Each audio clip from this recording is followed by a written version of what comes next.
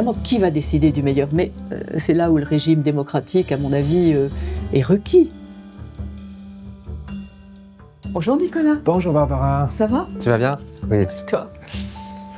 Bienvenue à Venise, bienvenue à Casa dei Trioci, bienvenue dans le podcast Europa 2057. Barbara Cassin, vous êtes philosophe, philologue, membre de l'Académie française. Vous avez énormément travaillé donc, avec les mots, avec les langues. Mais aujourd'hui, vous parlez aussi de l'Europe. Pourquoi aujourd'hui parler de l'Europe? Parce qu'elle va mal, encore plus mal que d'habitude, et parce que tout le monde lui en veut. Que ce soit Trump ou Poutine, on sent que l'Europe est dans la ligne de mire. Donc il s'agit de savoir comment on peut faire pour que elle se défende, peut-être autrement que par les armes, qu'elle n'a pas d'ailleurs. D'accord. Alors pourquoi elle est en ligne de mire et comment elle peut faire pour se défendre? Alors elle est en ligne de mire parce que peut-être que ce qu'elle représente est ce dont ne veulent pas, ni un Trump, ni un Poutine. Et au fond, l'Europe qui les arrangeait, c'était l'Europe de jadis, chrétienne, parfaitement normée, qui n'invitait pas ni à l'IA, ni le rapport, le mariage pour tous. Oui, Bon. mais ça veut dire que l'Europe il a une puissance. Alors si c'est une menace, pour eux, c'est qu'il a une puissance. Elle a une puissance en tout cas culturelle. Et je pense que c'est là-dessus qu'elle doit jouer. Elle doit jouer de sa puissance, on va dire, historico-historiale, si j'ose dire. Non pas qu'elle ait la seule culture, qu'elle soit la seule culture possible, loin de là. Mais que justement, sa culture fait qu'elle est plus une culture qu'une nature.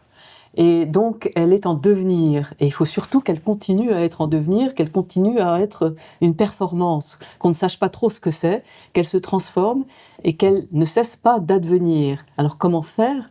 Bien, je pense que c'est en s'appuyant sur ce qu'elle a été et sur ce qu'elle est encore, à savoir un lieu multiculturel, plurilingue, ça c'est très important. Moi, j'attache beaucoup d'importance à la pluralité des langues, et à la pluralité des cultures qui sont des visions du monde qui sont afférentes à ces langues, dépendantes d'elles.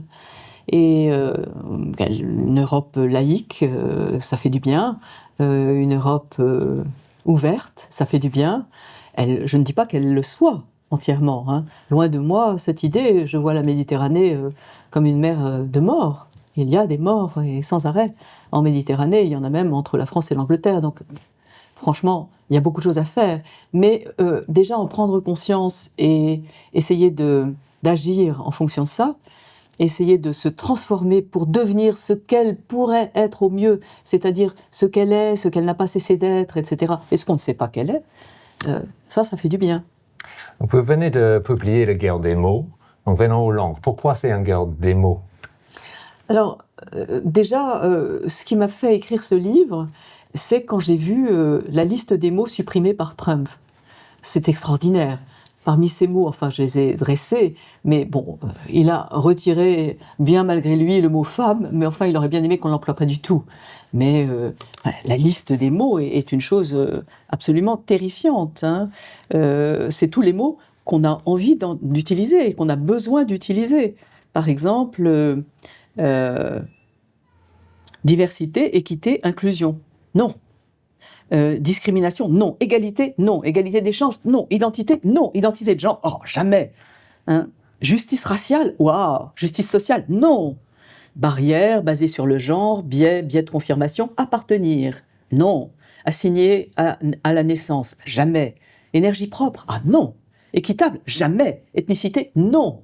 Enfin, c'est fou quand on réfléchit à ça. Accroître la diversité, activisme, allaiter, allaiter, on n'a pas le droit. Ah non, parce que si jamais vous dites qu'une personne allaite, qu'est-ce que ça veut dire? Bon, etc., etc. Appartenir, bon. Donc c'est fou, si vous voulez regarder justice raciale, justice sociale, non. Bon, donc cette liste m'a fait réagir, en me disant, mais qu'est-ce que c'est que cette interdiction de mots? Et là, au fond, j'ai pensé que Poutine n'agissait pas tellement différemment quand il interdisait qu'on parle de guerre à propos de l'opération militaire spéciale en Ukraine. Et on voit où ça mène, ça, de ne pas dire que c'est une guerre.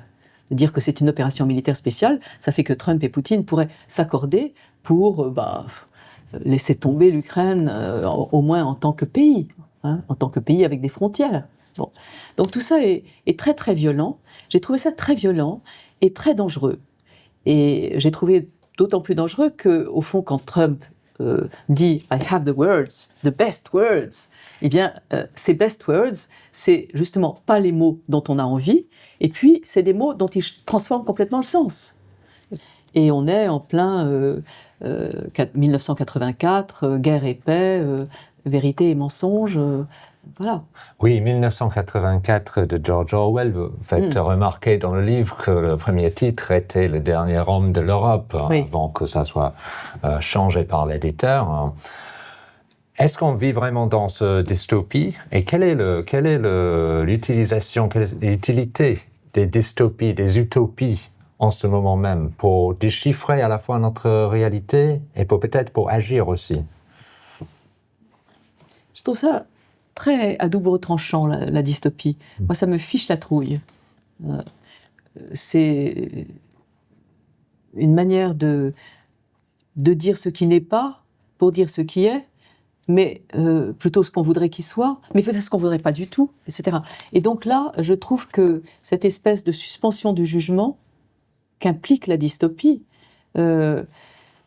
c'est ça qui me fait le plus peur. Ce qui me fait peur, vraiment, c'est la suspension du jugement. C'est qu'on brouille les pistes de manière à ce qu'on oublie que c'est à chacun. Alors moi, je reviens toujours à la phrase de Protagoras. Vous savez, j'ai beaucoup travaillé sur les sophistes et je trouve que Protagoras est génial quand il dit, non pas l'homme est la mesure de toute chose, parce qu'à ce moment-là, comme dit Socrate, on pourrait dire, ben alors les cochons, ils vont dire que les cochons, c'est la mesure de toute chose. Non, quand il dit, et toi, il te faut supporter d'être mesure. Autrement dit, quand il fait appel au jugement. Et je pense que c'est la seule chose qu'on puisse faire. C'est ça la vraie résistance de l'Europe, c'est de faire appel au jugement. De faire appel au jugement. Parlons des pluralités des langues aussi, parce que il y en a qui pensent que pour être fort dans le monde, pour être entendu, il faut que l'Europe parle d'une voix. On est critiqué tout le temps pour être multiple, compliqué, tellement long. Est-ce qu'il faut avoir une voix en Europe et mais peut-être une voix et plusieurs langues. On peut avoir une voix en plusieurs langues, c'est pas le problème. Au contraire, c'est encore plus important. Je veux dire que chaque langue, au fond, décrit un certain monde, et quand tous ces mondes parlent d'une voix, là, c'est fort. est bien différent donc, de ce que fait Trump, qui supprime les langues. Voilà, qui supprime les langues et les mots. Bon, et Poutine fait la même chose, évidemment. Oui. Venant à la technologie, vous pensez que la technologie digitale aussi, c'est une menace pour les langues en Europe? Non, moi je crois pas, je vois pas les choses comme ça. Je pense que de toute façon, aucune technologie en soi n'est une menace. C'est ce qu'on en fait. Bon, et je pense que qu'il y ait une possibilité de traduire immédiatement ce que je suis en train de dire dans, je sais pas, moi, 24 ou 50 langues, c'est pas mal. Simplement, il faut savoir ce que c'est que la traduction. Et que là, bon, il y aura tout à faire après. Je n'ai pas... Enfin, c'est plus compliqué que ça. Pour moi, la traduction, c'est un savoir-faire avec les différences. Autrement dit, c'est quelque chose d'autant philosophique que politique, et d'autant politique que philosophique. Moyennant quoi, si mon discours est traduit en 54 langues par une intelligence artificielle, ça ne donnera pas grand-chose, parce que on n'aura pas stationné entre, on n'aura pas réfléchi entre, on n'aura pas jugé. Donc voilà, ça va donner de la communication, mais ça ne va pas donner de la pensée. Un savoir-faire avec les différences, c'est donc quelque chose qui doit être appris, qui doit être enseigné, certainement. Est-ce qu'on enseigne assez et assez bien savoir-faire avec les différences ces jours-ci? Sûrement pas.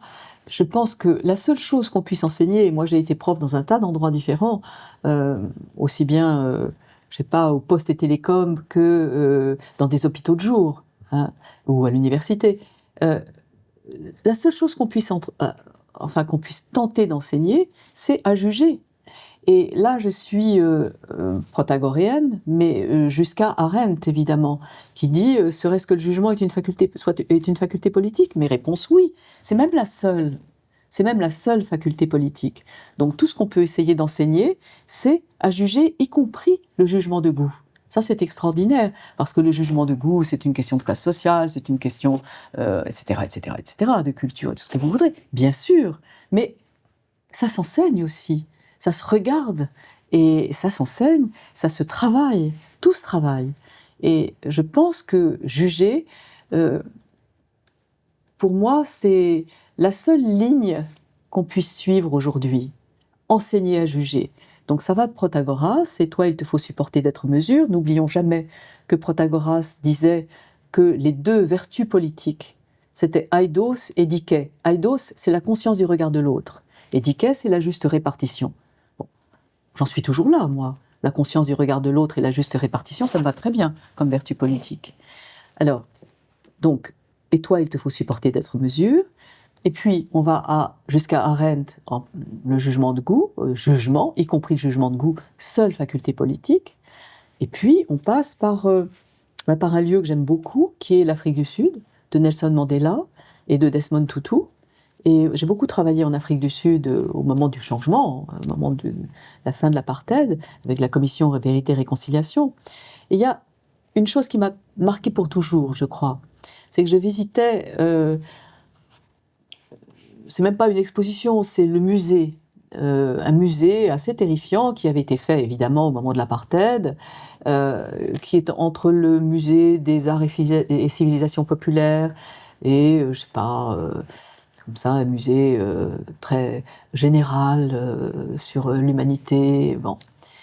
Et dans ce musée, il y avait des scènes, c'était des statues de cire, un peu à la Madame Tussaud pour la France, bon, des statues de cire qui sont en train de faire des choses. Des statues de cire atroces, c'est-à-dire en particulier pour les peuples dits primitifs, pour les peuples, disons, comment on les appellerait maintenant, premiers. Bon, mais c'est pas mieux, hein. Bon, et il y avait donc des statues de cire qui montraient des Khoisan en train de... des femmes en train d'allaiter avec les mamelles pendantes, des hommes en train d'essayer d'allumer du feu, tout ça dans une description, enfin dans une saleté absolument atroce. Et on aurait pu démolir ce musée, il l'aurait mérité. Ce qu'a fait Mandela, c'est qu'il a fait mettre au milieu de la salle « Que pensez-vous de ce que vous voyez ?» Et ça, je trouve ça génial. Rapport qualité-prix, cette incitation au jugement, c'est génial. Que pensez-vous de ce que vous voyez ? Moi, j'ai fait des expositions ensuite comme curatrice. Bon. Et tout ce que je voulais, c'est que on puisse en visitant se demander « mais qu'est-ce que je vois ? Et qu'est-ce que je pense de ce que je vois ?» Je pense que c'est ça, pour moi, l'essentiel aujourd'hui. Vous invoquez Desmond Tutu à l'instant. Et dans le livre, vous dites que lui, il a compris, comme plusieurs autres, que dire, c'est pas seulement dire, c'est faire des choses aussi. Oui. Quelque chose que bien compris Trump et Poutine. Donc, expliquez-nous ça et qu'est-ce que l'Europe peut faire face à cette prise sur la réalité, finalement. Mais elle en a aussi. C'est même, je veux dire, c'est presque la définition du discours politique, que c'est en même temps une performance. Et on le voit, mais on l'a vu, Je vous ai compris de Gaulle, ou La majorité c'est vous, ou Yes we can, ou Wir schaffen das. Tous ils l'ont fait, ils s'en servent de ça. Et c'est comme ça. La politique est peut-être le lieu où le discours est le plus divin. C'est-à-dire, le performatif, ça commence avec Fiat lux et la lumière fut. Hein, quand Dieu dit Fiat lux, la lumière fut. Bon, parfait. Ben, Dieu, c'est le grand souverain et tout le monde l'imite. Voilà.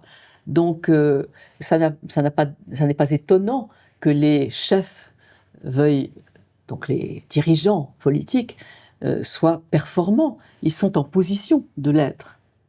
Maintenant, il faut savoir qu'est-ce qu'ils performent et comment. Et il faut, on ne peut pas aller contre, mais on peut travailler ça avec eux.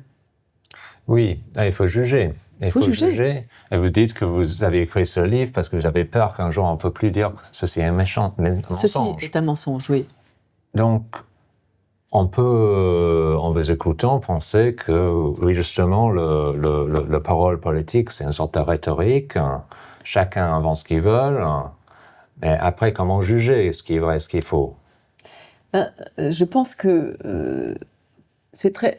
Il n'y a pas de vérité universelle. Pour moi, vérité avec un grand V, ça me fait peur. Comme l'un avec un grand U, ou l'universel avec un grand U. Je pense que c'est toujours l'universel de quelqu'un, hein, et ça commence avec les Grecs, où les autres sont des barbares. Bon, donc le logos grec universel, c'est l'universel de quelqu'un. Alors, la vérité, pour moi aussi, c'est la vérité de quelqu'un. Mais en ce sens, je suis relativiste, si vous voulez. Sauf que j'appellerais ça un relativisme conséquent. Le relativisme conséquent, et là je suis encore protagoréenne, c'est celui du meilleur pour. C'est-à-dire, on ne va pas passer, dit Protagoras, toujours dans le Théétète, il dit, on ne va pas passer du faux au vrai, c'est pas faisable, hein, on ne va pas y arriver comme ça, et on va faire passer d'un moins vrai à un plus vrai. Et ce plus vrai, c'est un meilleur. On va passer de l'absolu, hein, au comparatif. Ce plus vrai est un meilleur. Et ce meilleur est un meilleur pour. C'est un comparatif dédié. C'est meilleur pour la cité aujourd'hui. Voilà. Alors, évidemment, qui va décider du meilleur? Mais c'est là où le régime démocratique, à mon avis, est requis. Nous allons fabriquer une décision par rapport au meilleur. Donc voilà. Au fond, c'est très simple. C'est très simple, mais la réponse à pour qui n'est pas forcément simple. Hein. Ce qu'il y a pour nous aujourd'hui. Qui est nous? Voilà, qui est nous, pour les générations futures, pour la planète. Absolument. Donc, jugement... Là aussi, il faut juger du nous. Il faut, d'une certaine manière, décider hic et nunc d'un certain nous que nous jugeons meilleur. Pour jusqu'à quand? Et voilà. On sait un travail aussi sur la démocratie elle-même, hein, qui compte, Absolument. qui a voix. Et c'est un travail temporalisé, c'est pas un travail définitif. C'est là où je m'écarte, si vous voulez, de l'universel grec, par exemple. C'est que c'est vraiment temporalisé. Très bien, mais avec ça, on ne va pas prendre plus de temps, mais merci beaucoup, Barbara Cassin, pour vos paroles aujourd'hui. Merci à vous. Avec nous. Merci.